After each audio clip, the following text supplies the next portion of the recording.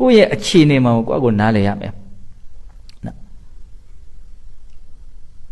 တဏှာရာကိုသွားမယ်ဆိုကြပါစို့ကိုကဘယ်နာရောက်နေတာလဲဆိုတာကိုအရင်သိရမယ်ဟုတ်တယ်မလားမင်းတို့အခုကားမောင်းတယ်နော် Google Map လေးကြည့်ပြီးတော့မောင်းကြရနော်ကိုရောက်နေတဲ့နေရာလေးကပြမနေဘူးဆိုရင်တို့ချစ်ဆက်သွားဖို့ဆိုတာဘလို့မှမဖြစ်နိုင်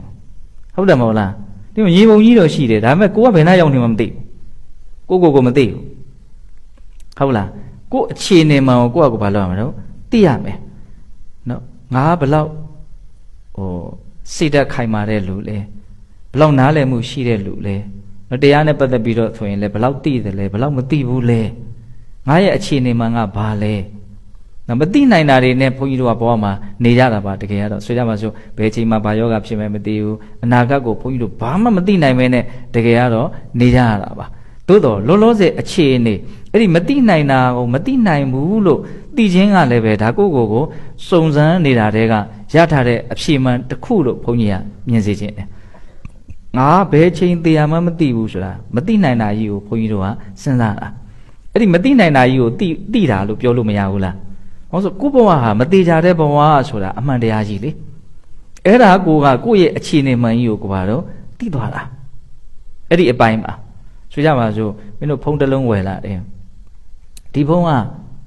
ဝရန်ဒီပါတဲ့ဖုန်းလားမပါတဲ့ဖုန်းလားသိရမယ်ဘယ်တော့မှကိုဒီဥစ္စာကမင်းတစ်သက်လုံးသုံးပြက်တဲ့အချိန်လာပြီးတော့လဲလှဲ့ဆိုရင်ဟာဒါတာကြီးကိုဘာဖြစ်သွားပြီတော့တန်ဖိုးကြီးသွားပြီနော်အခုဘုန်းကြီးတို့ရဲ့ဘဝဘာအာမခံချက်မှမရှိဘူးအချိန်မရွေးသူကပြက်နိုင်တယ်ပြက်ပြီးရင်လာလဲလှဲ့ဆိုတာလုပ်လို့လည်းမရဘူးအဲ့တော့ဆိုလိုတာက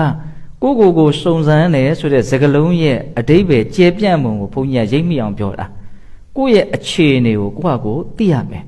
ကိုဘဝဟာဘလို့ဘဝမျိုးတော့အိုရမယ်ဘဝနာရမယ်ဘဝသေရမယ်ဘဝချစ်သူတွေနဲ့ကိုယ်ရမယ်ဘဝနော်ကိုယ့်ရဲ့လှုပ်ရက်ကိုဘလို့မှကိုယ့်လှုပ်ရက်ရဲ့အကျိုးဆက်ကိုဘလို့မှညင်းပယ်လို့မရတဲ့ဘဝဘယ်နှမျိုးတော့